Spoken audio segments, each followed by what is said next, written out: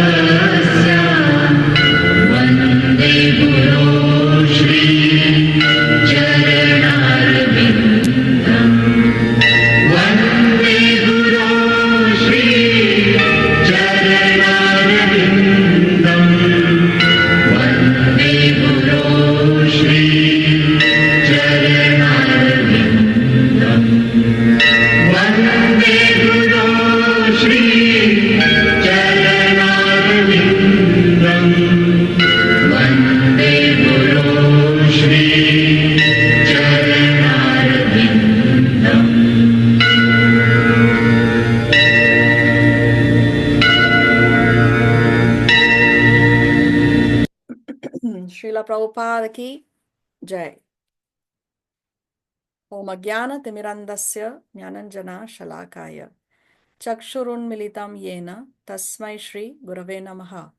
Nama Om Vishnu Padaya Krishna Prestaya Bhutale Srimate Bhaktivedanta Swamin Iti Namine. Namaste Saraswate Deve Gauravani Pracharine Nirvishesha Shunyavadi Paschatya Deshatarine. He Krishna, Karuna Sindhu, Dina Bandhu, Jagatpate, Gopesha, Gopika Kanta, Radha Kanta, Namostute. Tapta Kanchana Gaurangi, Radhe Vrindavaneshwari, Rishabhanu Sute Devi, Pranamami Hari Priye. Vancha Kalpa Taruvyascha, Kripa Sindhu Vyayevacha, Patitanam Pavanebhyo, Vaishnavebhyo Namo Namaha. Jai Shri Krishna Chaitanya, Prabhu Nityananda, Shri Advaita Gadadhar, Shrivasati, Gaura Bhakta Vrinda. Hare Krishna, Krishna Krishna, Hare Hare, Hare Rama, Rama Rama, Hare Hare. Please repeat after me. Om Namo Bhagavate Vasudevaya. Om Namo Bhagavate Vasudevaya. Om Namo Bhagavate Vasudevaya. Om Namo Bhagavate Vasudevaya. Om Namo Bhagavate Vasudevaya.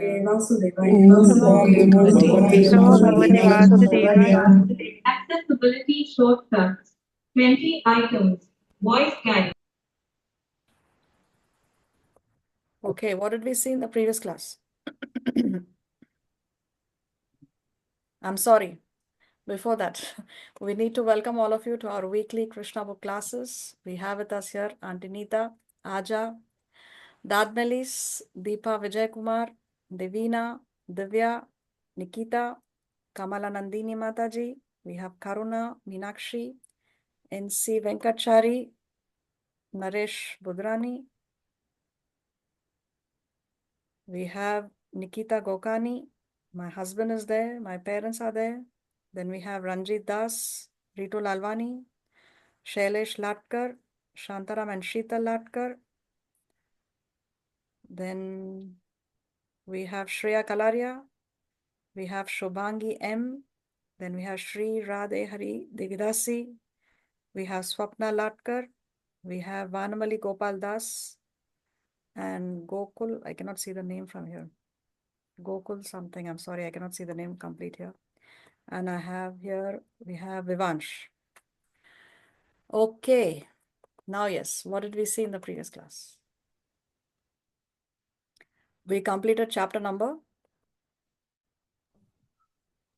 4. 4. What's the title of chapter 4? Kṛṣṇa begins his persecutions. Kṛṣṇa begins his persecutions, no? So what did we see in that chapter? Kṛṣṇa is informed that That the child That has you are born, the Ah. 8th child. Yeah, the 8th child is born somewhere. and then what does he say? He says the cruel death of my life is born. So what name of the Lord did we see which is used when he is referred to only for his when he comes to kill? What name did we see? When the Lord comes only to kill, then he is referred to as Kala. Kal. Yes, Kal. And then we discussed that, and we discussed how in the Bhagavad Gita, death is referred to as Sarvahara. Sarvahara. Yes, Sarvahara. What does that term Sarvahara mean? Takes away everything. He takes away everything at the time of death. No, Death. death takes Death. away everything that we have accumulated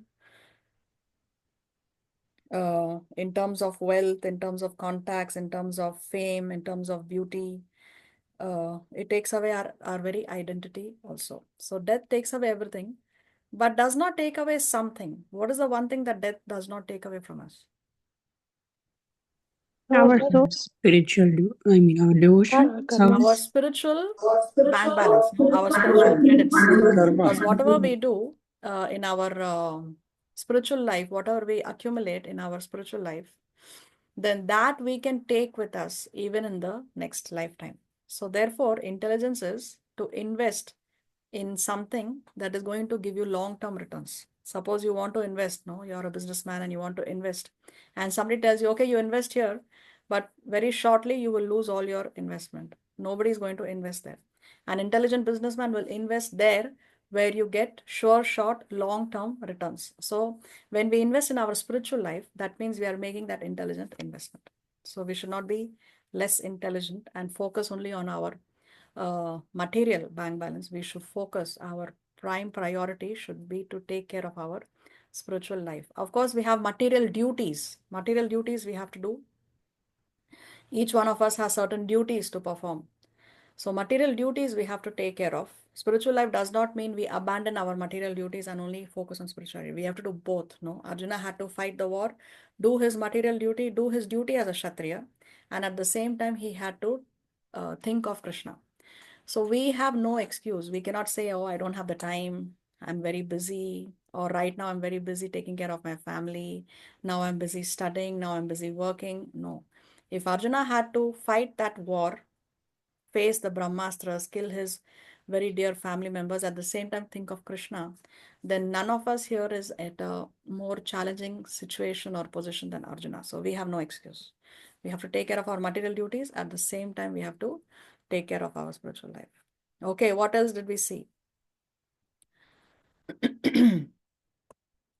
We saw Devaki was very piteously begging Kamsa to please not kill that girl child, although she knows that my son is actually already safe. No, already he's safe in the house of Nanda Maharaj, but still she does her best to save the girl child. But anyway, Kamsa, he tries to kill the girl child, and then the girl child immediately escapes and informs him. What does she tell him? That the 8th child is going to go to. That the 8th child is already born. Aha. Yes, Where? the 8th Born child where? has taken his birth someplace else, Aha. and She so said do that she not is do already, not be yes. cruel to Yes. the. Yes. And then she also tells him not to. Not to Harass free. his sister. Yeah, she told him not don't be so cruel with his own sister, no? And actually that girl child was who?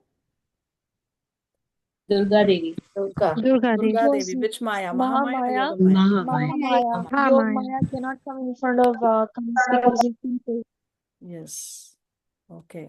Very nice. Then we saw the meaning of guru. What does that term guru mean? Gu stands for what and ru stands for what? Go is like ignorance Darkness. who takes Yes. away ignorance. Gu means darkness or ignorance, and Ru means It takes away the darkness. Ru means remover. So Guru is that personality who removes the darkness, who takes away, yes, as you said, one who takes away the darkness of ignorance with the light of knowledge. No? Okay. Then what else did we see? In the end, we saw how Kamsa, although he releases Vasudeva and Devaki from the prison house, because Durga Devi told him to do that. But then after that, he goes and meets his ministers, and the ministers advise him to do what? To kill all the child who are born within 10 days. Within 10 days. So we discussed the power of association, how we should associate with the right kind of people, how we should associate with saintly people.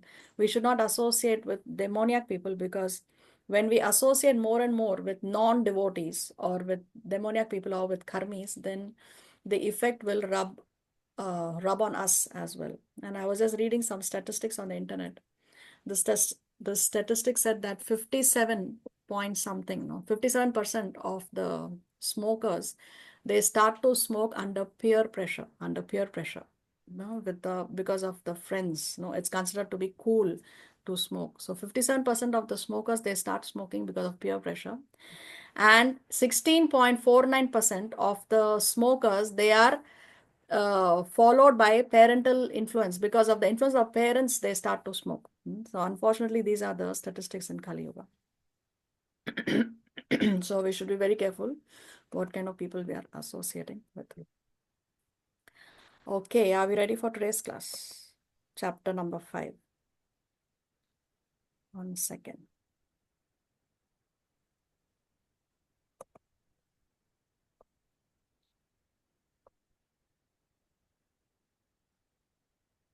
So chapter 5 is titled The Meeting of Nanda and Vasudeva. What is the relationship between Nanda and Vasudeva? Are they related in any way? They both are brothers. They both are brothers. Yes, very Brothers. nice. Actually, Madhavacharya explains that Vasudeva and Nanda Maharaj were step brothers. Vasudeva's father, does anybody remember the name of Vasudeva's father? No. Surasena. Surasena, yes, very nice. So Vasudeva's father, Surasena, he married a Vaishya girl. So we know in the Varnashram system, we have Brahmana, Kshatriya, Vaishya and Shudra. So Surasena married a Vaishya girl, and from her Nanda Maharaj was born. And then later Nanda Maharaj himself, he married another Vaishya girl, and her name is, what's her name? What's the name of Nanda Maharaj's wife? Yashoda. Yashoda. Yashoda. Yes. Then so later Nanda Maharaj married another Vaishya girl who is Yashoda. And therefore this family is celebrated as a Vaishya family. They are a Vaishya family. So the duties of a Vaishya family are what? Agriculture and cow protection. So that's what they engage in, agriculture and cow protection, this Vaishya family of Nanda Maharaj. Therefore you can see how Balaram is always with a plow. With the plow, what do we do? Plow is used to Cultivate the land. cultivate the land, no? So that takes part of the agriculture department. So Balaram always has the plow, and Krishna has a flute. What does he do with the flute in relation to the cows? He attracts them. Attract all. He attracts the Attract. cows, and also when he takes the cows for grazing, when all the cows have to go back, then he plays the flute. See, Krishna has different tunes for different purposes. So he plays a particular tune, and that's how the cows gather, and then they all go where Krishna goes. No, they are following Krishna when Krishna has to take them for grazing and also bring them back. So see, these two brothers, Balaram and Krishna, plow and flute for agriculture and cow protection. So this is a Vaishya family. So they are step brothers. Vasudeva and Nanda Maharaj are step brothers, but they were also very good friends. So in this chapter, we will be seeing the meeting of Nanda and Vasudeva. Does Vasudeva know that Krishna and Balaram are his sons? No. Yes. No. Vasudeva. How we know that Yes. Krishna? Yeah. No, he doesn't. He does. Vasudeva knows. Vasudeva knows. Maharaj. Vasudeva knows. Krishna Then we know that Krishna is his first son. But Balaram, he doesn't know. And what about Nanda? Does Nanda know? Does Nanda Maharaj know that Balaram is the son of Vasudeva? No, he doesn't. Later on, No, he doesn't. he came to know. Yes, he does. Okay. And does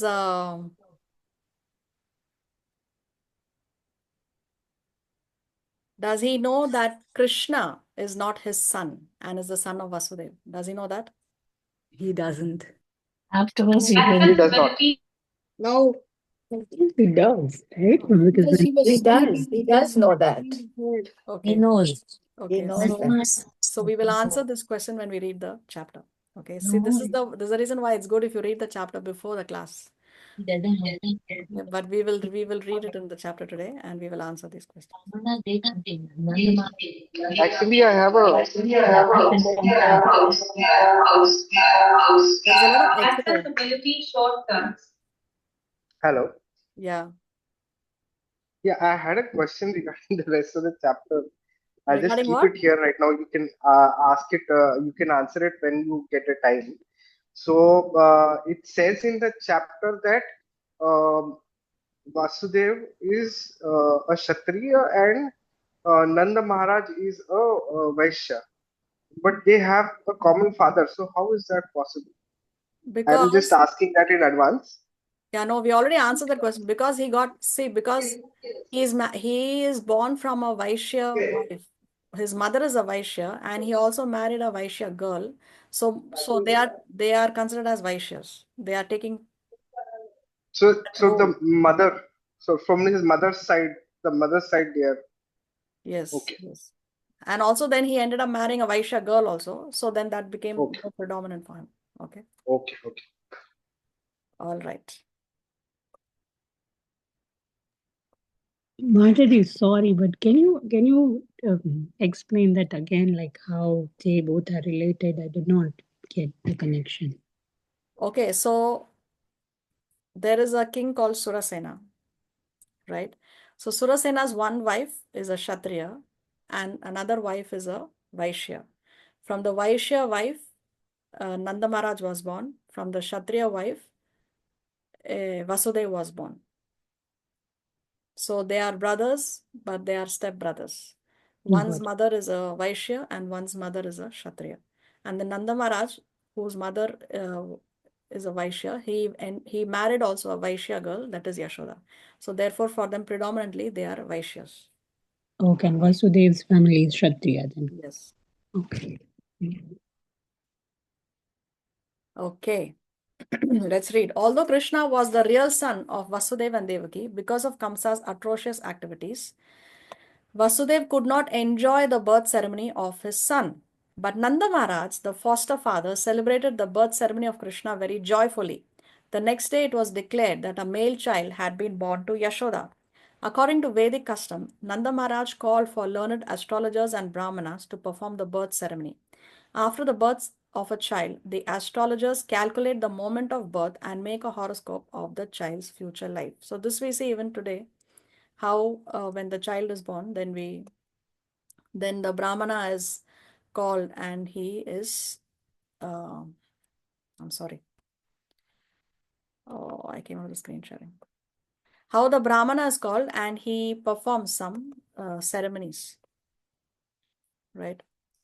So this exactly is what happening here. And because the real father was not in the circumstances did not permit that he is able to celebrate the birth of his son. But Nanda Maharaj was able to celebrate the birth of his son, and very gorgeously actually he celebrates the birth ceremony of Krishna.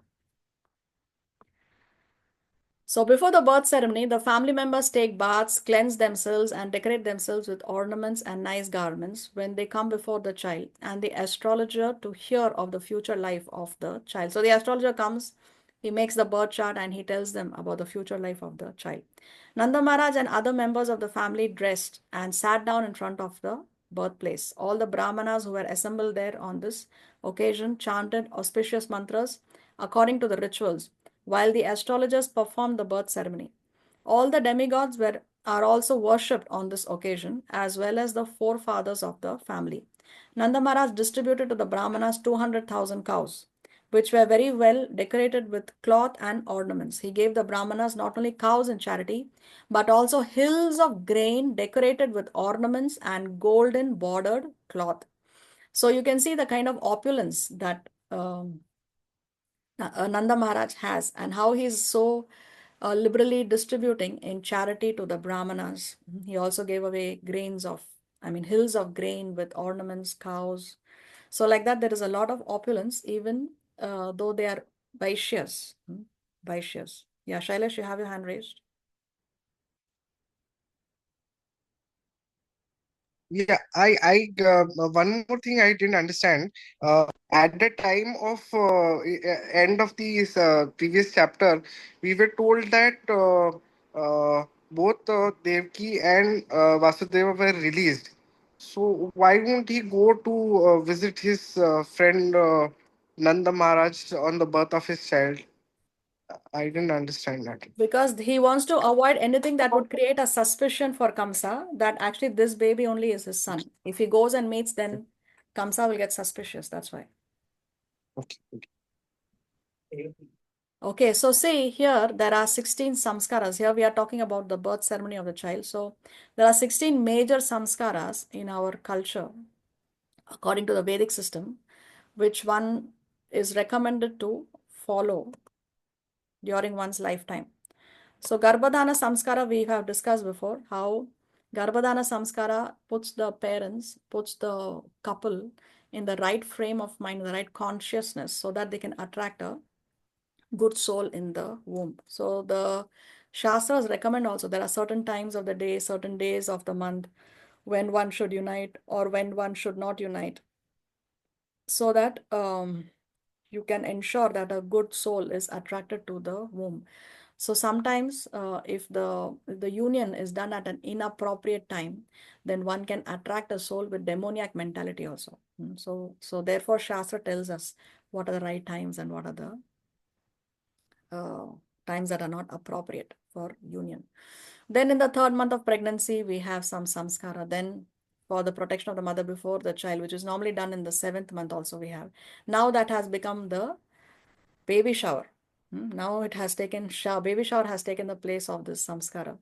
But previously it was Simantam samskara which was done. Then of course, Jata Karmam, which is what now is being celebrated for at time of Krishna's birth.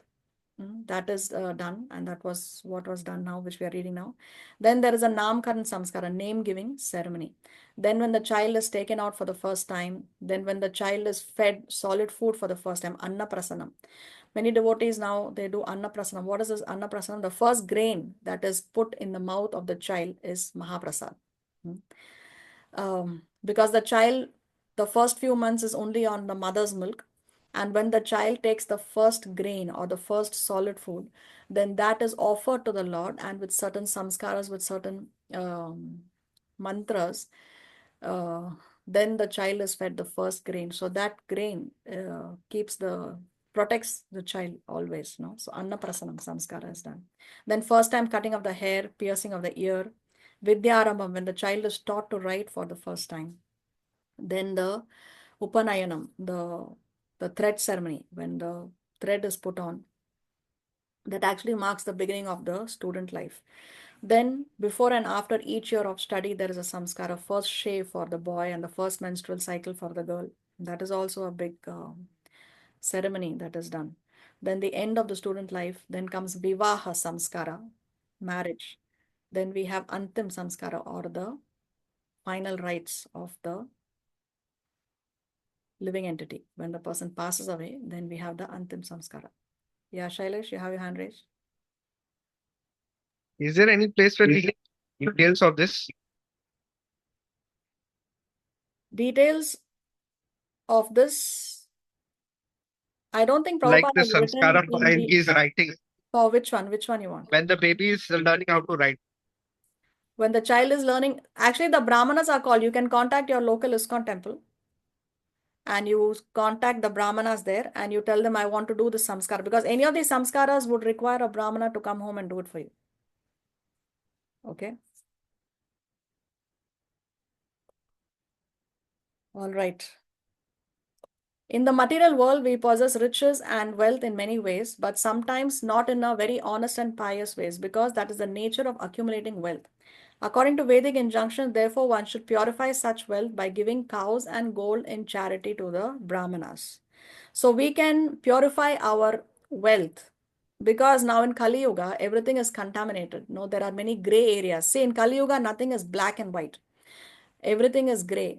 There are many gray areas, and it's very hard that one has a pure or clean source of income. Even if when we keep the money in the bank may use that money to uh, sponsor a slaughterhouse. Who knows where the money is going? No, so like that, it's very hard to keep your wealth in a pure way. So in the material world, we possess riches and wealth in many ways, but sometimes not in very honest and pious ways, because that is the nature of accumulating wealth. According to Vedic injunctions, therefore, one should purify such wealth by giving cows and gold in charity to the Brahmanas. So when we give in charity to the Brahmanas, then we can purify the wealth. A newborn child is also purified by gifts of grain in charity to the Brahmanas. So when we give grains in charity to the Brahmanas, then we are purifying the newborn child. Now, why should a newborn child be purified? He is just born. What sin has the newborn child done? Why does the From the newborn past child? It's coming karmas. from the past life. He's bringing the life karma. yeah, he's bringing the deeds from his previous lifetime now. So yes, very good. In this material world, it is to be understood that we are always living in a contaminated state. We therefore have to purify the duration of our lives, our possession of wealth, and ourself. We can purify our duration of life by taking a daily bath and cleansing the body inside and outside, and accepting the 10 kinds of purificatory processes. So, purificatory processes are those samskaras, no? By austerities, by worship of the Lord, and by distribution of charity, we can purify the possession of wealth. We can purify ourselves by studying the Vedas in order to understand the absolute truth and achieve self-realization. It is therefore stated in the Vedic literature that by birth, everyone is born a Shudra. So, by birth, everyone is born a Shudra. This is what is Kali Yuga. That by accepting the purificatory process, one becomes twice born. When does twice born? So, one birth is by the parents, and the second birth is by the spiritual master. When we accept a bona fide spiritual master, then that is our second birth. And the spiritual master is our spiritual father. That's why the spiritual master, when we receive initiation, he gives us a spiritual name. Just as how when the child is born, the father gives a name to the child. When we get the second birth at the hands of our spiritual master, then the spiritual master or the spiritual father gives us our spiritual name. That by studying the Vedas, one becomes a Vipra. Vipra is the stage when before one becomes a Brahmana, one is a Vipra. So a Vipra, what he does is he studies the literatures. No? So a Vipra studies the literature, and then as he studies the literature, then he advances more and more, and then he can become a Brahmana. So by studying the Vedas, one becomes a Vipra, which is preliminary qualification for becoming a Brahmana. And that when one perfectly understands the absolute truth, he becomes a Brahmana. And when the Brahmana reaches further perfection, he becomes a Vaishnava or a devotee. So when the Brahmana achieves more perfection, receives further perfection, then he becomes a Vaishnava. See, because a Brahmana may or may not be a devotee. A Brahmana may be someone who's maybe, not all Brahmanas are like that, but maybe more focused on the ritualistic activities, no, to do this puja or to do these rituals and stuff like that. So sometimes a Brahmana, when he's so focused only on the rituals, he may forget the spirit behind the ritual. A Vaishnava is that person who understands the spirit behind the rituals as well. Because a Vaishnava is a devotee of the Lord. At the end of the day, see, Vedas, when you read the Vedas start with karma kanda activities. What are karma kanda activities? Karma kanda activities means what I should do to get something in return. For example, if you want to have a son, then you do this yagya. If you want to get a beautiful wife, you worship Lord Shiva. If you want to get a good husband, you worship Goddess Durga. So these are all karma kanda activities. These are this is called as material religiosity. It is not done out of pure devotion. But when you read the Vedas in progression, then at the end, the conclusion of all the Vedas is we have to surrender to Krishna. We have to come to the level of loving God without expecting anything in return. That is pure bhakti. That is pure devotional service. Pure devotional service means anya abhilashita shunyam. No, I have no other desire. Anya abhilashita. There is no other desire other than to love the Lord. So there is a shunya. Everything else is zero. Anya abhilashita shunyam. That is the goal of the Vedas. So sometimes a Brahmana may not understand the spirit behind the ritual. But as the Brahmana progresses, then he becomes a Vaishnava. Vaishnava is that person who understands the spirit behind the ritual. So therefore, he is spiritual. The word spiritual means you know the spirit behind the ritual. That is very, very important. Okay. In Krishna's birth, In Krishna's birth ceremony, all the assembled Brahmanas began to chant different kinds of Vedic mantras to invoke all good fortune for the child. There are different kinds of chanting known as Sutta, Magadha, Vandi, and Virudavali. Along with this chanting of mantras and songs, bugles and kettle drums sounded outside the house. On this occasion, the joyous vibrations could be heard in all the pasturing grounds and all the houses. Within and outside of the houses, there were varieties of artistic paintings done with rice pulp, and scented water was sprinkled everywhere, even on the roads and streets. Ceilings and roofs were decorated with different kinds of flags, festoons, and green leaves. The gates were made of green leaves and flowers. All the cows, bulls, and calves were smeared with mixture of oil and turmeric and painted with minerals like red oxide, yellow clay, and manganese. They wore garlands of peacock feathers and were covered with nice colored cloths and golden necklaces. See this thing here, there are different kinds of chanting, Sutta, Magadha, Vandi, and Virudavali. Here you can see. A Sutta is a professional reciter of the old histories. A Magadha praises the histories of the royal dynasties. A Vandi sings prayers according to the situation. So this information is there in the commentary of Srila Vishwanath Chakravarti Thakur. And Virudavali recites laudatory poems. So all these different kinds of reciters have come on this joyous occasion of Krishna's birth ceremony. When all the ecstatic cowherd men heard that Nanda Maharaj, the father of Krishna, was celebrating the birth ceremony of his son, they became spontaneously joyful. They dressed themselves with very costly garments and ornamented their bodies with different kinds of earrings and necklaces and wore great turbans on their heads. After dressing themselves in this gorgeous way, they took various kinds of presentations and thus approached the house of Nanda Maharaj. As soon as they heard that Mother Yashoda had given birth to a child, all the cowherd women became overwhelmed with joy, and they also dressed themselves with various kinds of costly garments and ornaments and smeared scented cosmetics on their bodies. As the dust on the lotus flower exhibits the exquisite beauty of the flower, all the gopis, cowherd women, applied the dust of kumkuma on their lotus-like faces. These beautiful gopis took their different presentations and very soon reached the house of Maharaj Nanda. Overburdened with their heavy hips and swollen breasts, the gopis could not proceed very quickly toward the house of Nanda Maharaj, but out of ecstatic love for Krishna, they proceeded as quickly as possible. Their ears were decorated with pearl rings, their necks with jewel lockets, their lips and eyes with different kinds of lipstick and ointment, and their hands with nice golden bangles.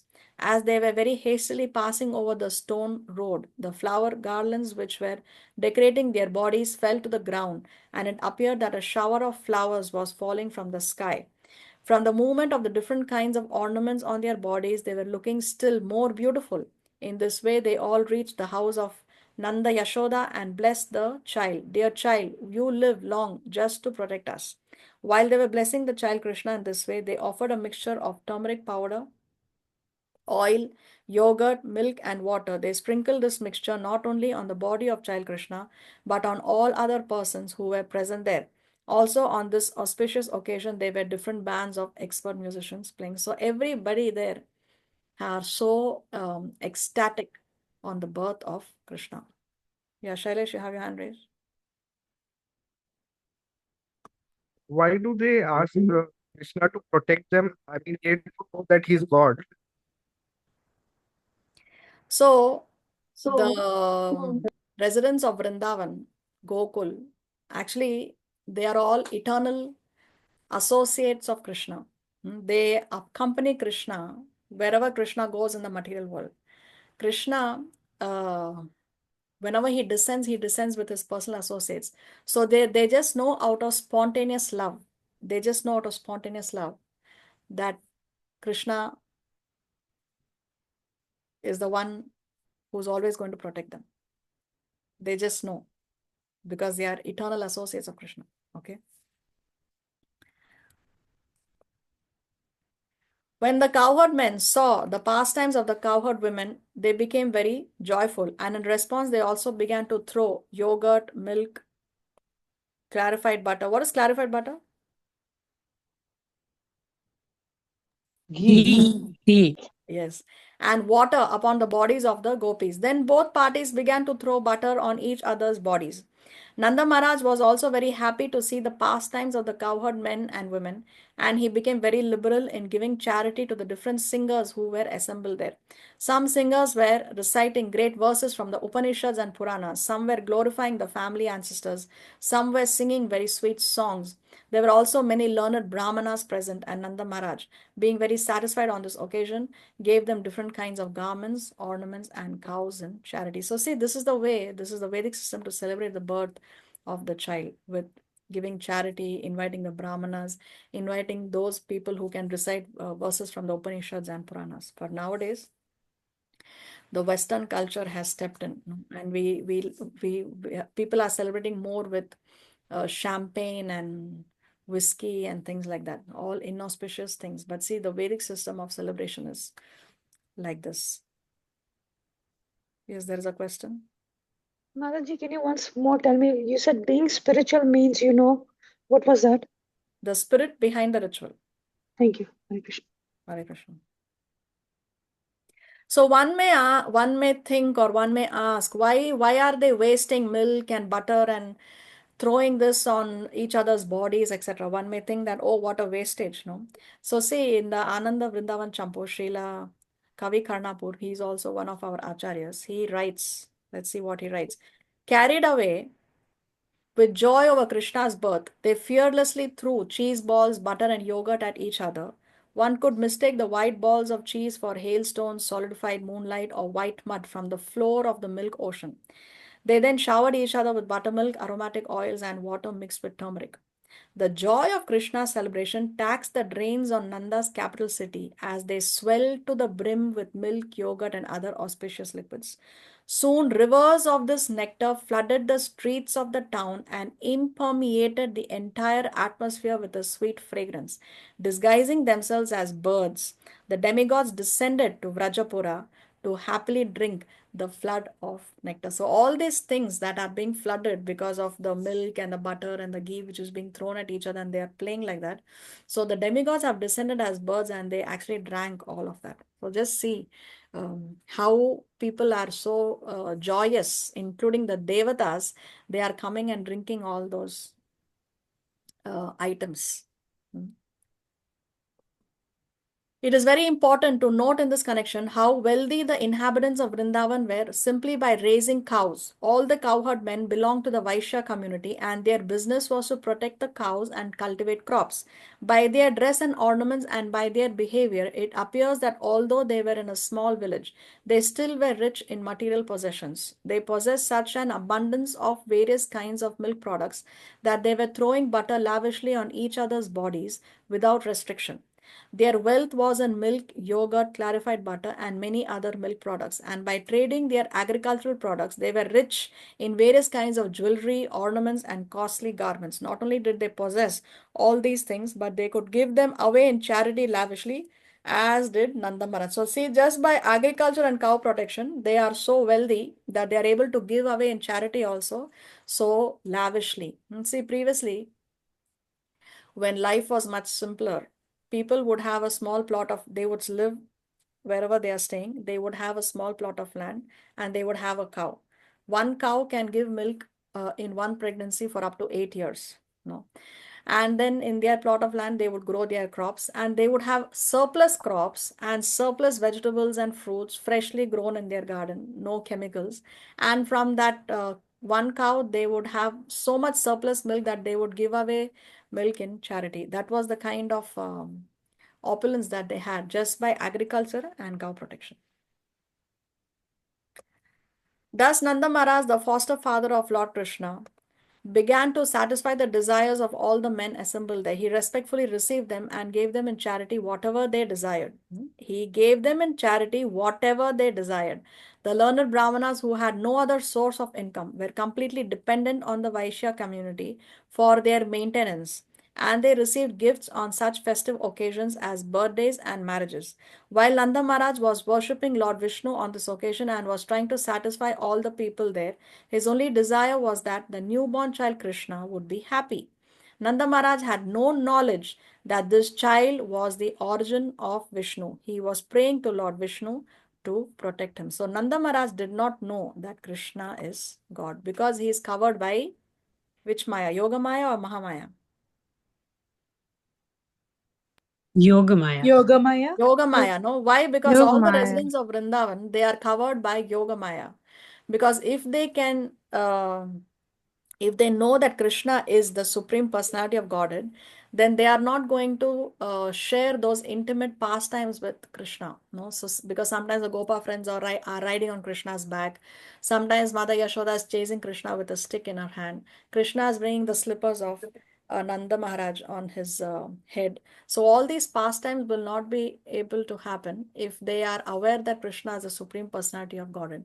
But his real parents, Devaki and Vasudeva, they know that Krishna is God because Krishna appeared there in the four-handed Narayan form. So the residents of Vrindavan, they have spontaneous love for Krishna. Their love is spontaneous. Okay, so coming to this line here, the learned Brahmanas who had no source of income were completely dependent on the Vaishya community. So in the Varnashram system, let's discuss what is the source of income for the Brahmanas? Bhiksha. Only householders. Yes, they depend on charity. No, the Brahmanas, yeah, because the Brahmanas, what do? They focus on educating themselves and educating others. No, see, the Brahmanas have 6 duties. Patan means they learn and they also teach. Then yagya, which means they perform yagyas and they teach others also how to perform the yagyas. Then dana, patan, dana pratigraha. Dana pratigraha means they receive charity, and also when they have extra, they give away in charity. They receive charity. It's a duty for a Brahmana to receive charity. Why is it a duty? Why do they have to do it?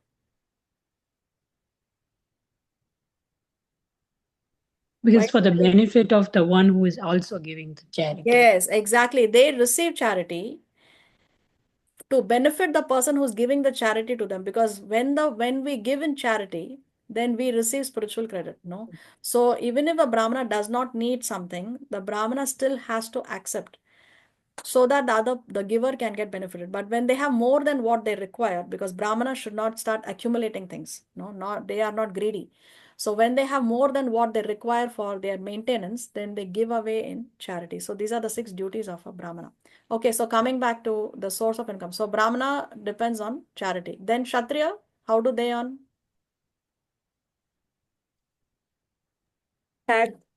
By taxing. They impose taxes. Very nice. Then Vaishya,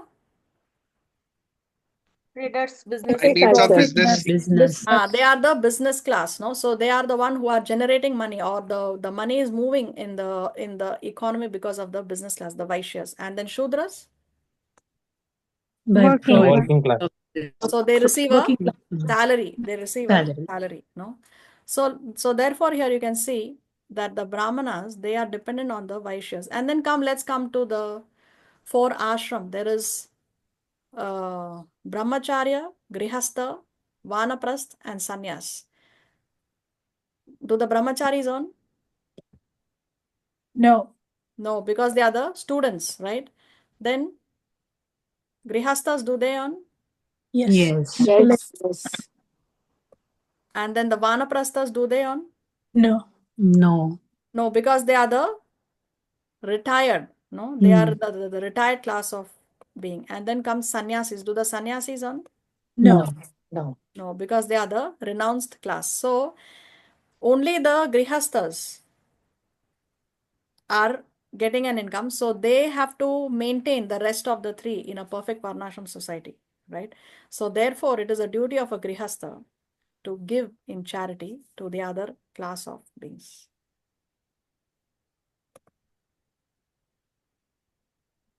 Rohini Devi, the mother of Balaram, was the most fortunate wife of Vasudeva. She was away from her husband, yet just to congratulate Maharaj Nanda on the occasion of the birth ceremony of his son, Kṛṣṇa, she dressed herself very nicely.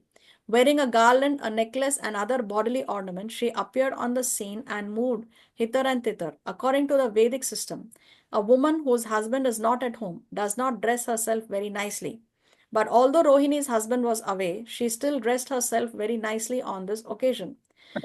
From the opulence of the birth ceremony of Krishna, it is very clear that at that time, Vrindavan was rich in every respect. Because Lord Krishna took birth in the house of King Nanda and Mother Yashoda, the goddess of fortune was obliged to manifest her opulences in Vrindavan. It appeared that Vrindavan had already become a site for the pastimes of the goddess of fortune. So why is Rohini Devi the most fortunate wife of Vasudeva? She was not jailed by Kṛṣṇa. Okay, how many wives did Vasudeva have? 2. 2. Yashoda and Rohini. Anybody else wants to try? The Devaki.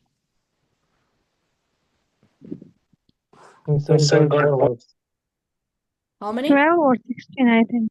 16. 16? Yes, 16. Yes, 16. Actually, he had 16 wives.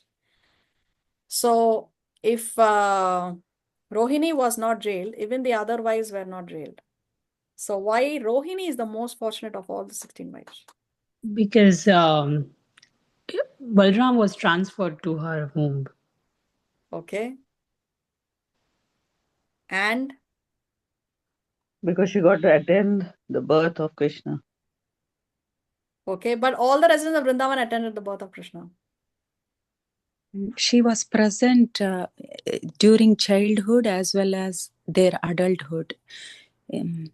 Exactly, yes. So Rohini was able to witness the childhood pastimes of both Krishna and Balaram, and plus Rohini was also there with them when they moved from Vrindavan to Mathura. Rohini accompanied them, and she was there in their pastimes, even in their adulthood. No, so Rohini, especially because she was able to witness the childhood pastimes of both Balaram and Krishna, which even the real parents, Devaki and Vasudeva, were not able to enjoy. Therefore, Srila Prabhupada explains that she is Mahabhaga. She is the most fortunate wife of Nanda Maharaj. Yes. Then coming here, Of because Lord Vasudeva, not Krishna of took Nanda birth. Maharaj. What's that? She's What fortunate because fortunate she, wife of Vasudeva? Vasudeva. yeah, not of Nanda Maharaj. What did I say? Nanda Maharaj. Oh, I'm sorry. I'm sorry. So Lord Krishna took birth in the house of King Nanda and Mother Yashoda. The goddess of fortune was obliged to manifest her opulences in Vrindavan. See, one of Krishna's names is Madhava, which means he is the husband of the goddess of fortune. No, he is Lakshmi Pati. So Lakshmi by nature, she is very chanchal. She is not in one place steady. She keeps moving. You know, money changes hands, right? So Lakshmi by nature, she is chanchal. But the only place where she is stable, she is there constantly, is where her husband is. Because the wife is always going to be there next to the husband. So wherever Krishna is worshipped, Lakshmi Devi will definitely be there without moving, because Lakshmi is always by the side of her husband. Lakshmi is always next to Narayan. But when we bring Krishna in our lives, therefore we automatically bring in all good fortune. She is the goddess of fortune. So automatically all good fortune follows wherever Krishna appears. So now Krishna has appeared in Vrindavan. So where Krishna is there, automatically the goddess of fortune is going to be there by default. So who is going to appear then in Vrindavan shortly after the appearance of Krishna? Srimati Radharani. Srimati Radharani, no? So that's why, see, 15 days after Janmashtami, we celebrate Radhashtami. So 15 days after the appearance of Krishna, Srimati Radharani appeared. So therefore, Prabhupada writes here that the goddess of fortune was obliged to manifest her opulences in Vrindavan. One of Srimati Radharani's name is Sarva Lakshmi. Sarva Lakshmi. She is the source of all the goddesses of fortune, all the wives of Brahma, all the Lakshmi Devis, all the gopis in Vrindavan. They are all expansions of Srimati Radharani. So therefore, her name is Sarva Lakshmi. Okay, Shailesh, you have your hand raised. Why are they referring to Maharaj Nanda Maharaj as King of Nanda here? Nanda Maharaj as what? King Nanda. Yeah, he's the king of the cowherd community. So then is he a Kshatriya? No, he's the king of the cowherd community. The Vaishya community. He's the king of the cowherd community. So he is like a chieftain. Yeah, because you have kings and you have an emperor. So there's a difference. He's the king of the cowherd community. Okay. So after the birth ceremony, Nanda Maharaj decided to go to Mathura to pay the annual tax to the government of Kamsa. Before leaving, he called for the able cowherd men of the village and asked them to take care of Vrindavan in his absence. When Nanda Maharaj arrived in Mathura, Vasudeva got the news and was very eager to congratulate his friend. He immediately went to the place where Nanda Maharaj was staying. So where is Nanda Maharaj staying now? Where has Nanda Maharaj gone? Mathura. Yeah, so now Nanda Maharaj has gone to Mathura to pay the taxes, right? So Nanda Maharaj now currently he is in Mathura, and there who has gone to meet him? Vasudeva. Vasudeva. No, so Vasudeva has gone to meet him in Mathura. He immediately went to the place where Nanda Maharaj was staying. When Nanda saw Vasudeva, he felt that he had regained his life.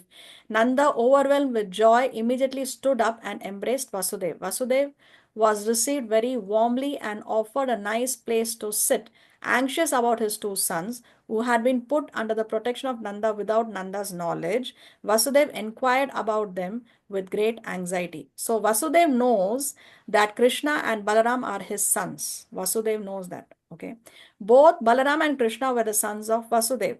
Balaram was transferred to the womb of Rohini, Vasudeva's own wife, but Rohini was kept under the protection of Nanda Maharaj.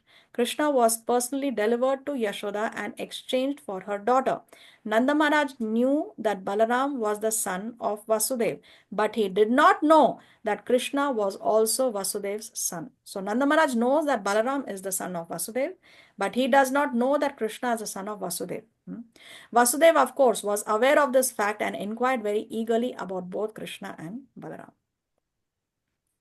Vasudeva then addressed Nanda, "My dear brother, you were old and very anxious to beget a son, and yet you had none." So Nanda Maharaj was actually in his old age and he was not getting a child. No, so now that's why Vasudeva is telling that you were old and anxious to beget a son, and yet you had none. Now, by the grace of the Lord, you are fortunate to have received a nice son. I think that this incident is very auspicious for you, dear friend. I was imprisoned by Kamsa and now I am released. Therefore, this is another birth for me. I had no hope of seeing you again, but by God's grace, I can see you. In this way, Vasudeva indirectly expressed his anxiety about Krishna. Krishna was sent incognito to the bed of Mother Yashoda, and after Nanda very pompously celebrated Krishna's birth ceremony, he went to Mathura. So Vasudeva was very much pleased and said, "This is a new birth for me." He never expected that Krishna would live because all his sons had been killed by Kamsa. Yeah, Lavina, you have your hand raised? Yes. How come that Nanda Maharaj didn't know that Krishna was Vasudev's son when Vasudev himself took the baby to and exchanged it with the female of the daughter of Nanda Maharaj? Yeah, that's because when he went to Gokul, everybody was sleeping under the influence of Yoga Maya. Yoga Maya had put everyone to sleep over there. So nobody had come to know that the children have been exchanged. Everybody was sleeping there in Gokul. So that means even Nanda Maharaj was in his. Yes. Okay, Yes. okay, Yes. okay. Okay, thank you. You're welcome. Vasudev continued, my dear friend, it is very difficult for us to live together. Although we have our family and relatives, sons and daughters by nature's way, we are generally separated from one another. The reason for this is that every living entity appears on this earth under different pressures or fruitive activities. Although they assemble together, there is no certainty of their remaining together for a long time. According to one's fruitive activities, one has to act differently and thereby be separated. For example, many plants and creepers are floating on the waves of the ocean. Sometimes they come together and sometimes they separate forever. One plant goes one way, and another plant goes another. Similarly, our family assembly may be very nice while we are living together, but for some time in the course of the waves of time, we are separated. So, Vasudev was saying that how sometimes, although they are one family, they are not able to stay together because this is the example given. In the waves of the ocean, plants sometimes they come together, sometimes they are separated. The purport of this expression by Vasudeva is this. Although he had 8 sons born in the womb of Devaki, unfortunately they were all gone. He could not keep his one son. He could not even keep his one son Krishna with him. Vasudeva was feeling his separation, but he could not express the real fact. Please tell me about the welfare of Vrindavan, he said. You have many animals. Are they happy?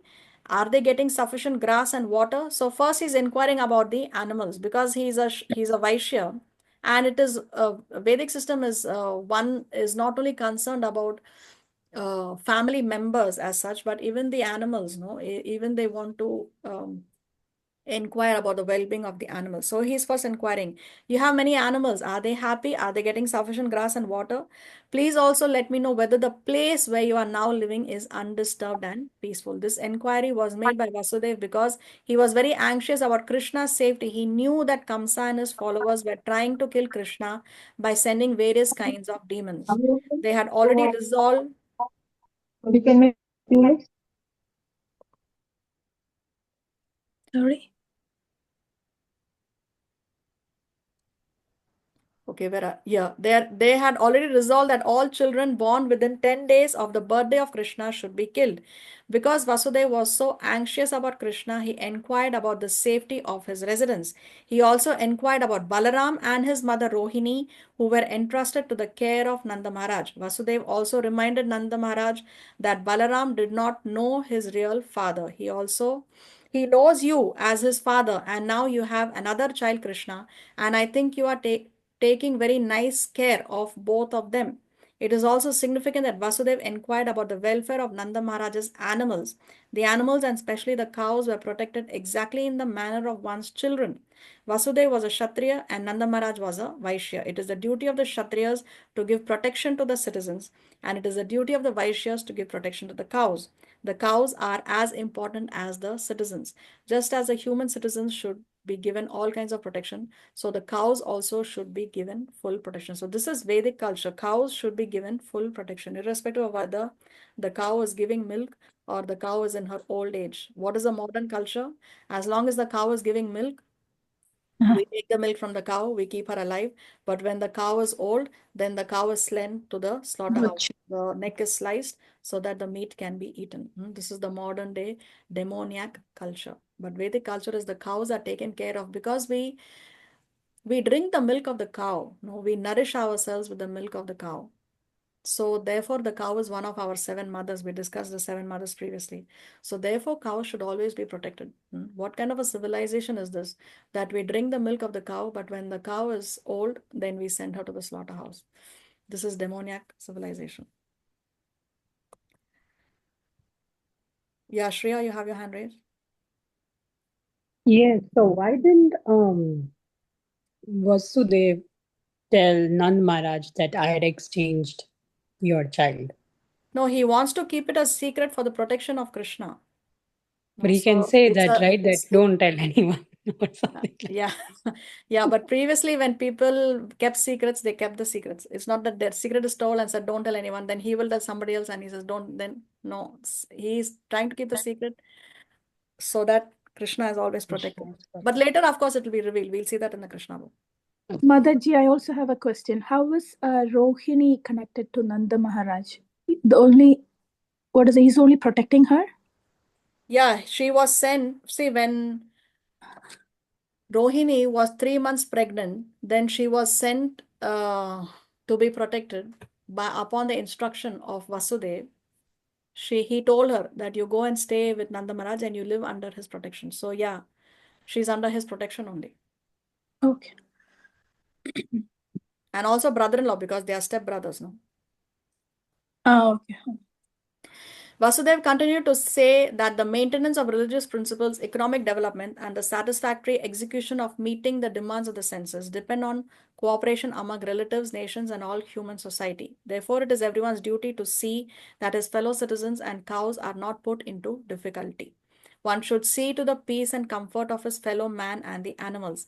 The development of religious principles, economic development, and sense gratification can be achieved without difficulty. Vasudev expressed his sorrow due to not being able to give protection to his own sons born of Devaki. He was thinking that religious principles, economic development, and the satisfaction of his senses were therefore all lost. So we discussed how the four subject matters of the Vedas are Dharma, Artha, Kama, and Moksha. Dharma means? Religious principles. What kind of religiosity? Material religiosity, karma kanda, what we discussed. So when we engage in karma kanda activities or when we do the yagyas, we please the demigods, then what happens? Artha, there is economic development. The devatas are placed, then they give us some opulence. So dharma, artha.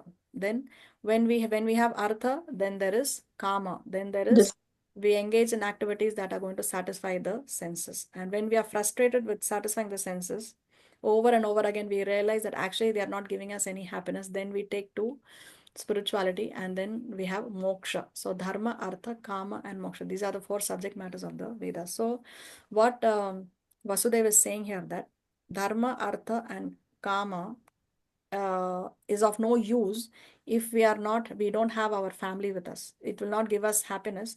So he's saying that I don't have my sons with me. So therefore he's sorrowful.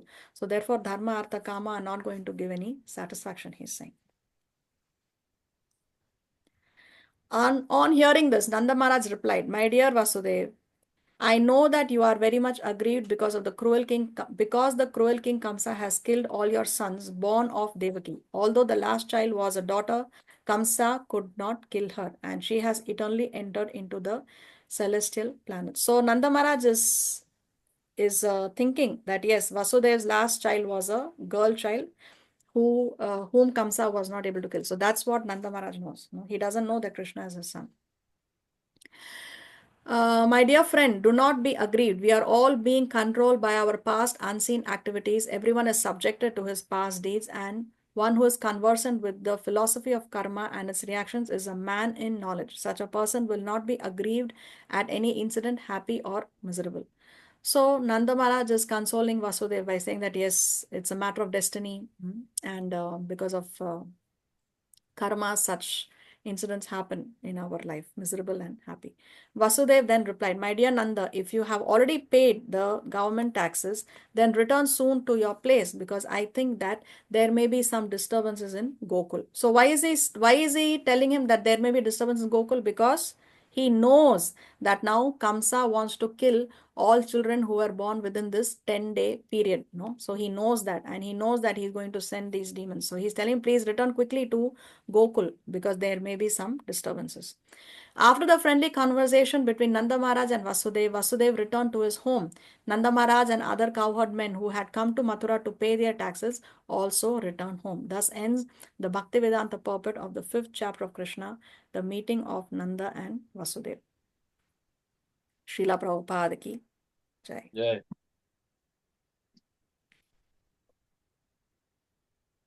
Oh, 5th chapter. Now, in the previous class, we were discussing how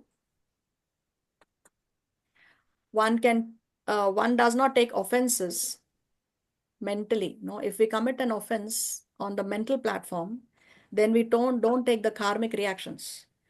The karmic reactions will come only when we say it with words or when we do something in action.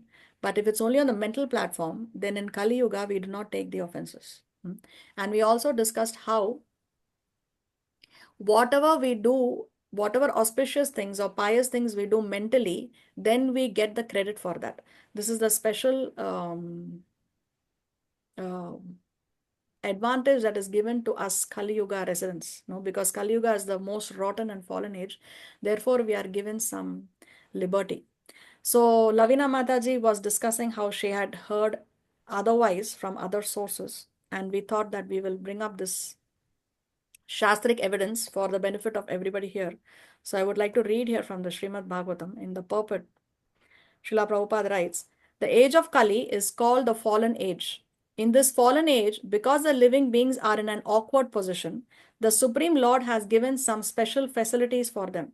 So, by the will of the Lord, a living being does not become a victim of a sinful act until the act is actually performed. In other ages, simply by thinking of performing a sinful act, one used to become a victim of the act. So, see, in the previous ages, in the previous yugas, just by thinking of performing a sinful act, one used to become a victim of that act, which means you would take the karmic reaction just by thinking about it. But here, see, by the will of the Lord, a living being does not become a victim of the sinful act, which means he does not take the karmic reaction of a sinful act until the act is actually performed. So until you don't actually do it, but only you are thinking, you don't take the karmic reaction. Now, on the contrary, a living being in this age is awarded the results of pious acts simply by thinking of them. So, pious activities, just by thinking, we are getting the benefits. We are getting the benefits. See how merciful the Lord is. How merciful the Lord is. So, this is the Shastric evidence for what we just discussed.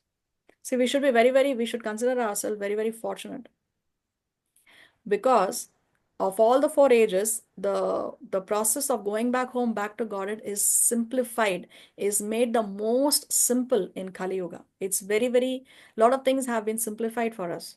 So we should consider ourselves very fortunate that we are in Kali Yuga. Two, because we are in the same Divya Yuga cycle when Krishna appeared. We discussed the age of Brahma in the previous lifetime now. So we missed Krishna by just 5,000 years. Krishna appears once in the day of Brahma, once in a 24-hour period of Brahma, which is 4,320,000 into 2. So because that much is his days, and then the same amount is his night. No, so we are in the same Divya Yuga cycle when Krishna appeared. We are also in the same Divya Yuga cycle when Chaitanya Mahaprabhu appeared. Chaitanya Mahaprabhu we have missed only by 500 years.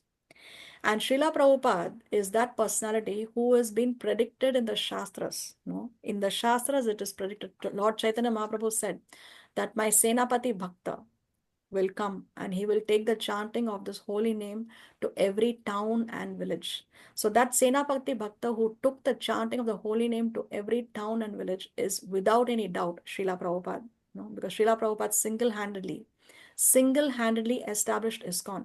Anywhere in the world you go, there are devotees. Even where we are illegal, in countries where we are illegal, still there are devotees who are practicing the chanting of the holy name and practicing this Vaishnava culture. So we have missed Srila Prabhupada just by a whisker. No? He passed away in 1977. So we should consider ourselves very fortunate. We have this human life, and in this very same Divya Yuga as Krishna, as Chaitanya Mahaprabhu, we are in Kali Yuga, and plus we have Srila Prabhupada and Acharya who is predicted in the Shastras. So despite all this, if we don't take to Krishna consciousness, then there can be no greater misfortune for us. There can be nothing more unfortunate for us. So we should take advantage of all these facilities that Krishna has given us. Then we had a question on the 10 offenses of the chanting of the holy name. What are the 10 offenses? Let's read. First offense, to blaspheme the devotees who have dedicated their life for propagating the holy name of the Lord. So when we criticize, blaspheme, when we commit an aparad, an offense to the lotus feet of the devotees of the Vaishnavas, then that is the first offense of the chanting of the holy name. The holy name will not take effect if we are committing Vaishnava aparad, if we are blaspheming the devotees. 2. To consider the names of the demigods like Lord Shiva or Lord Brahma to be equal to or independent of the name of Lord Vishnu. So, Devatas, we should always remember them in their correct position. No, we should not confuse and consider the name of Krishna to be the same as the names of demigods like Lord Shiva or Lord Brahma. Then, number 3, to disobey the orders of the spiritual master. So, once we take initiation, we have received some instructions from the spiritual master. We should take the instruction, the orders of the spiritual master as our life and soul, and it remains with us even life after life after life. That is not a commitment for a lifetime, it's a commitment forever with our spiritual master. It's an eternal relationship. So, to disobey the orders of the guru is also an offense, is an offense against the chanting of the holy name. Then 4, to blaspheme the Vedic literature or literature in pursuance of the Vedic version. If we think that all this Vedic literature is nonsense, it doesn't make sense, it does not apply to me in the modern age, this is all old, obsolete literature, no, then we are again committing an aparad. So to blaspheme the Vedic literature or literature in pursuance of the Vedic version. 5, to consider the glories of chanting the Hare Krishna to be imagination. So Hare Krishna, chanting this Hare Krishna Mahamantra is the most auspicious activity in the universe. The Bhagavatam says this chanting is the most auspicious activity in the universe, and there are so many glories of this chanting of the Mahamantra. But what happens, unfortunately, sometimes when something is available free of cost, then we think that it is not so valuable. And Chaitanya Mahaprabhu freely distributed this Hare Krishna mantra. Previously, this mantra was a hidden mantra in the Vedas. Only the qualified people would receive it. But Chaitanya Mahaprabhu, out of his causeless mercy, he freely distributed the chanting of this holy name. So therefore, sometimes we may think that this is not so glorious. So it is an offense also to consider the glories of chanting of Hare Krishna to be an imagination. Then 6, to give some interpretation on the holy name of the Lord. So to give your own interpretation on the holy name of the Lord, you cannot give your own interpretation. You just accept what is given in Guru, Sadhu and Shastra. There are only 3 lines of authority: Guru, Sadhu, Shastra.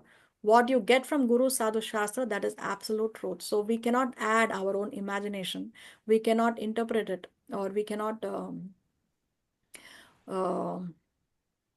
change or alter or do anything to any Shastric evidence just because it will suit me. No, that's not allowed. No, we are not allowed to speculate. Maybe it is like this, maybe it is like that. We are not allowed to speculate.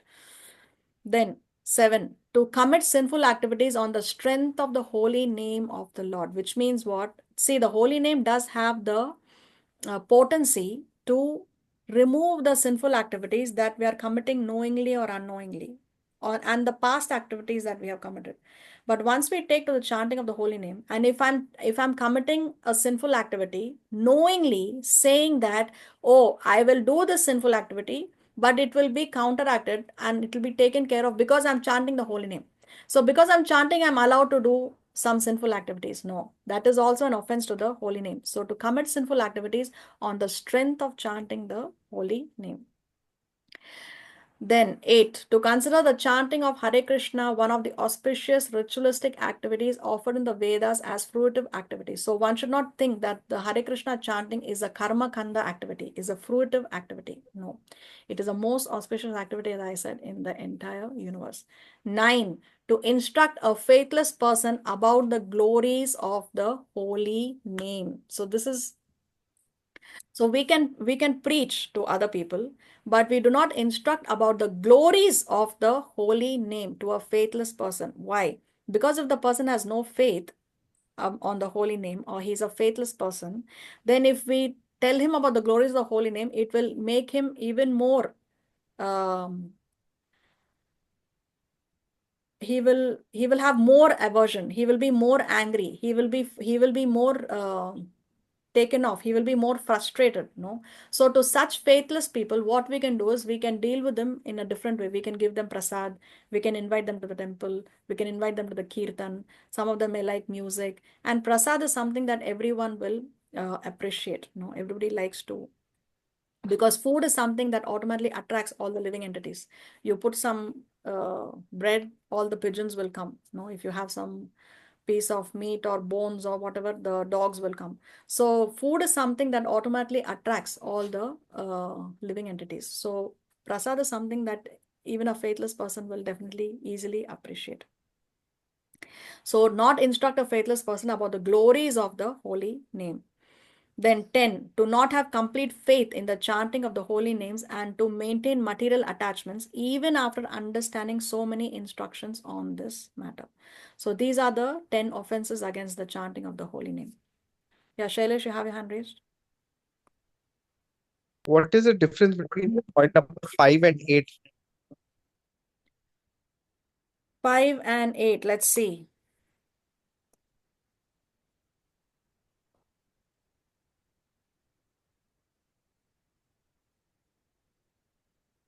To consider the glories of chanting of Hare Krishna to be an imagination. To consider the chanting of Hare Krishna to be karma kanda. See, imagination is one thing and karma kanda is one. Karma kanda is a fruitive activity, which means it is an activity which is going to give me something in return, something material in return. So it is not a materialistic activity. It is not a fruitive activity. It's not an activity that is going to give me some material fruits in return. That is number 8. And number 5 is to think that it is an imagination. Means actually it's not glorious to chant Hare Krishna. It is just somebody's imagination that this mantra should be. That's the difference. Okay, thank you. Okay. Yeah, Dipti, you have your hand raised. So is it wrong for a person who is like not a vegetarian to chant the Mahamantra? No, there are no rules and regulations to chant the Mahamantra.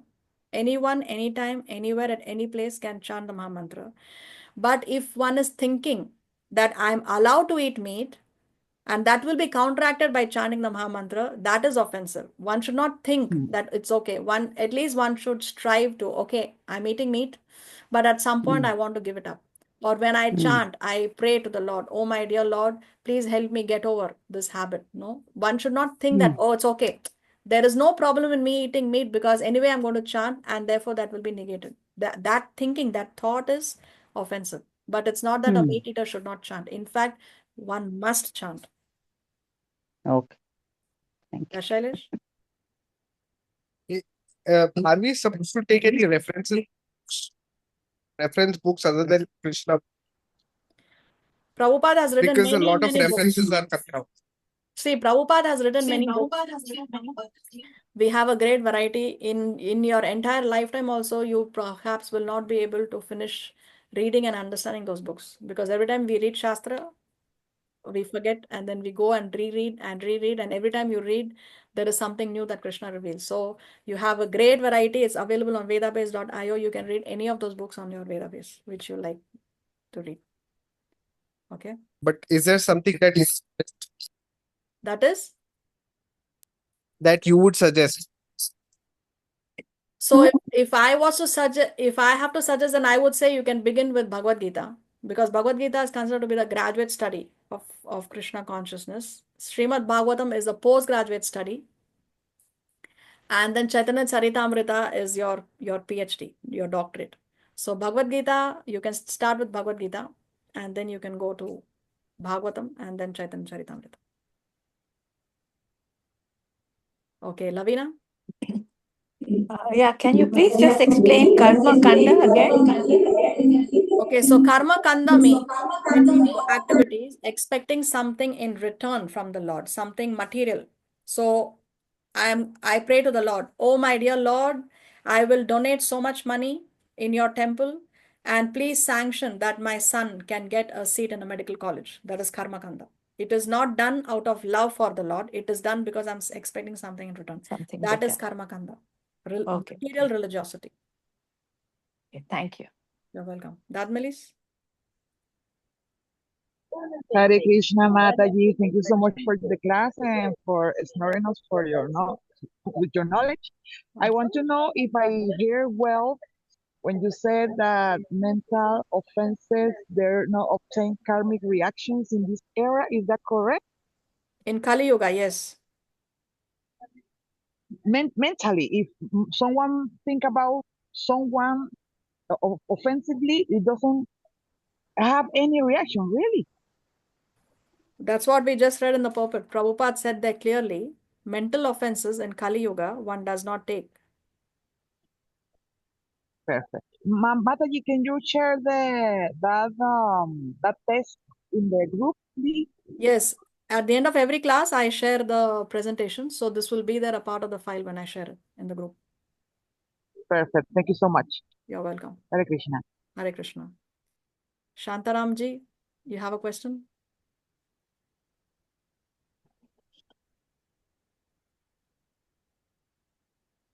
I heard Prabhupada say that whatever sinful activities you did will be wiped out as a one-time cleansing. Yes. But you cannot continue them. Yes. So even if you take to chanting, you can't continue this sinful activity. So that is, see, when we take to chanting, it's your initial stage, right? We have so many anarthas. We have so many anarthas, so many bad habits that have formed over the years. So it's not that we have to become pure, give up all the bad habits and only then start to chant. No, you're wasting time. You take to chanting, automatically the cleaning, all the anarthas will go over a period of time as you chant. It's like cleaning a room full of dust. When we take to chanting, it's like you are started to clean a room which has accumulated dust over many years. So we have passed through so many millions of lifetime. We have accumulated so many anarthas. So when we take to chanting, we are starting the cleaning process. So the room is not going to be cleaned right away. No, it's going to take, we have to chant. But when we take initiation, then strictly no meat eating, no intoxication, no illicit sex, and no gambling. Because then if we do it, then it is Guru Aparad. It becomes an offense. But when we do meat eating, intoxication, illicit sex, and gambling before chanting, before initiation, but we do not take to chanting also, then how will we be cured of the disease? How will the room be clean? So anybody can take to the chanting of the holy name. Doesn't matter whether you're eating meat, intoxication, illicit sex, or gambling. This is why Chaitanya Mahaprabhu has given this mantra openly to everyone. Okay, but yes, after initiation, you cannot. But before initiation, it doesn't mean that I have to wait, I have to be a vegetarian, I have to stop gambling, I have to stop all this. Only then I can chant. Until then, I cannot chant. That's not the case. Okay. But what is initiation? Initiation means we accept a bona fide spiritual master. We make a commitment to a guru. We promise the guru. One second. Guru Maharaj, no more meat eating, no more intoxication, no more illicit sex, no more gambling, and I will chant minimum 16 rounds every day. So there is a yagya ceremony, there is a promise, a vow is taken. So that is an initiation. You are getting initiated in the Krishna conscious under the bona fide of a spiritual master officially. That is initiation. Oh, so that means we have to connect with the Guru in ISKCON. Exactly. You said it. Point on. Okay. Thank you. You're welcome. Anything else? Vrinda Gopika Mataji. हरे कृष्ण माता जी कोटि कोटि दंडवत प्रणाम श्रील प्रभुपाद श्रील गुरुदेव की जय श्री राधा गोपीनाथ की जय माता जी your class is touch to heart feel that H Jayapataka Maharaj is given वाणी अनंत कोटि दंडवत प्रणाम to H Jayapataka Maharaj and कोटि कोटि दंडवत प्रणाम टू योर सिंसियर सेवा. Not only me, my two daughters are hearing, and so many Vaishnava, more than 4,500 Vaishnava are hearing in 16 Srila Prabhupada family. Mataji, please pray for me that we enter in Florida, Siddham Vrindavan Dham and Leland H.H. Jayapataka Maharaj or H.H. Bhakti Charu Maharaj is opening temple tomorrow. So pray for us that we will enter in Alachua Siddham Vrindavan Dham also. My Gurudev is coming. Koti Koti Dandavat Madam. Jai Srila Prabhupada. Jai. Thank you, Mataji. Thank you so much. And may you have a nice, blissful trip. And when you're in the Dham, please pray for all of us, Mataji. Please remember us in your prayers, Mataji. Mataji, please keep us in your prayer. You are going Siddham Mayapur Dham every year 2 months. No. Thank you. Thank you, Mataji. We will pray for each other, Mataji. Thank you so much. Shivani, you have your hand raised. Yes, Mataji, you explained that Brahmanas have 6 duties, and then you explained that how Brahmanas take money from Grasta, right? And their duties. Can you explain that one more time, please? Yeah. So the 6 duties of a Brahmana are to learn the Shastra, to teach the Shastra, to perform yagyas, to teach others how to do the yagyas, to receive charity, and when they have excess, to give charity. So these are the 6 duties of a Brahmanas. The Brahmanas dedicate on educating the society. So therefore, they do not, they depend on donations that they receive from the others for their maintenance. But when they have excess, they give it away in charity. Okay. Okay, then you also told like Vaishnavas do trading work, Shudras are working class. And what was for the Grastas? Like Grihasthas are earning now. Grihasthas are earning because the brahmacharis, they are students. They don't have a source of income. They are studying. Then grihasthas are earning. Then vanaprasthas are the retired class, and sannyasis are the renounced class. So the only ones who are earning here are the grihasthas. okay, So thank they you. should Hare give Krishna. donations. Yeah. Thank you, Hare. Hare Krishna. Okay, are we ready for the test? Yes. Okay. 1 second. Let me share my screen.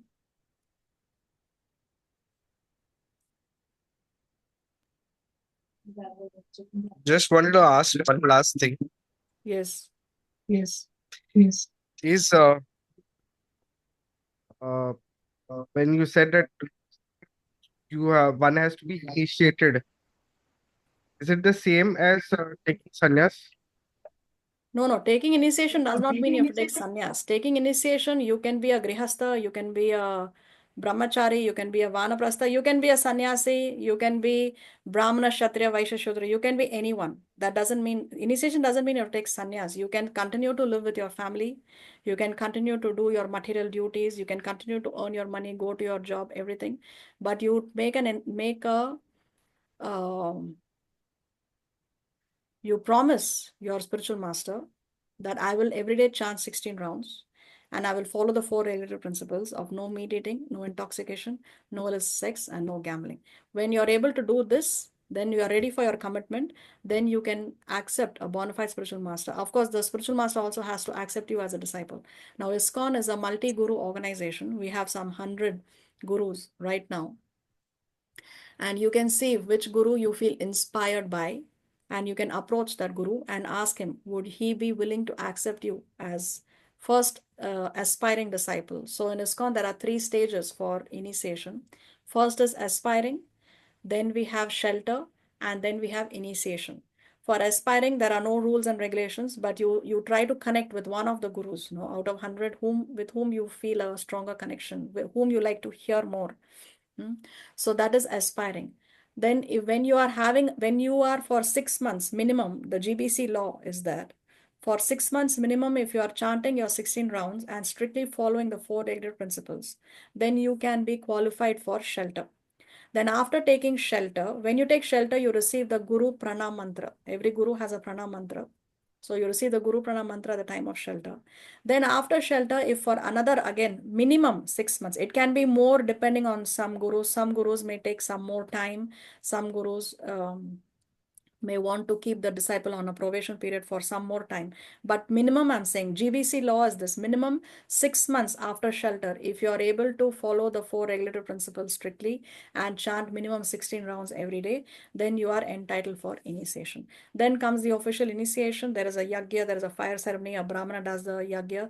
You promise the guru, and then you receive the japamala from the guru's hand. No, the guru gives you the japamala. The guru himself will chant 1 round on those beads, and he gives it to you, and you receive those beads from him, and then that is your you chant with those beads every day, minimum 16 rounds. That is initiation.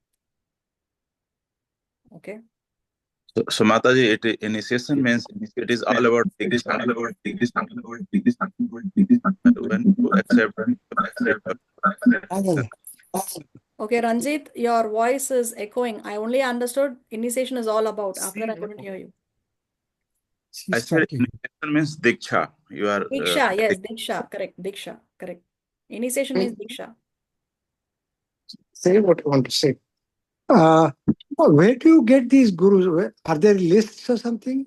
Yeah, there are, we have ISKCON that has 100 gurus. You can go on the internet, you can search, you can listen to lectures, you can see whom you're able to connect with, or even in your local ISKCON temple, there may be some gurus who are visiting your local temple. You can go and visit the temple when the gurus are giving class, and you can also go to YouTube. There are many ISKCON gurus who are giving classes. So you can connect with the guru.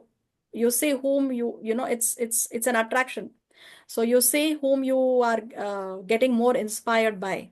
You can go on online, internet, audios are there. Or even in your local temple, when the gurus come, you can go and listen to the lectures and see if you feel inspired by, and then you can approach them. So this can be online also. It doesn't have to be Yeah, physical. it can be online also. It doesn't have to be. There are initiations that are happening even online now in ISKCON.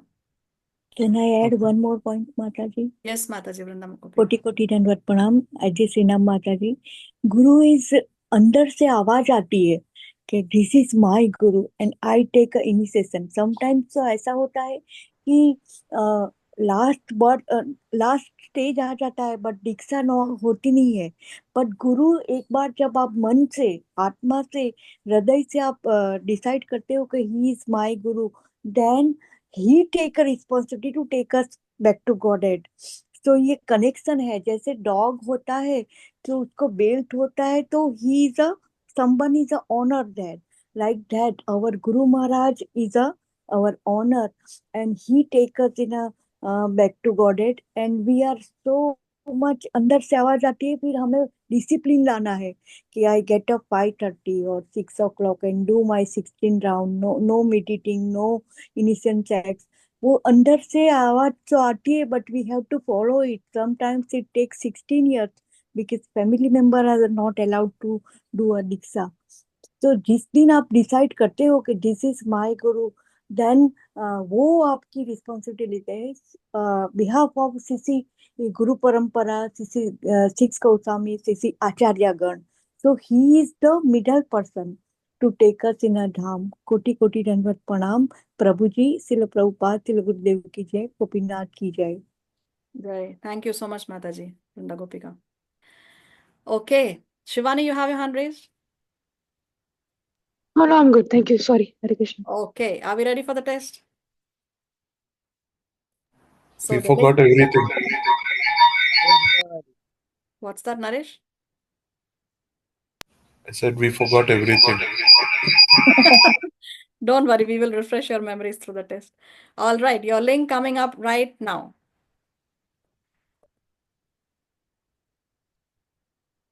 And there's your clock ticking.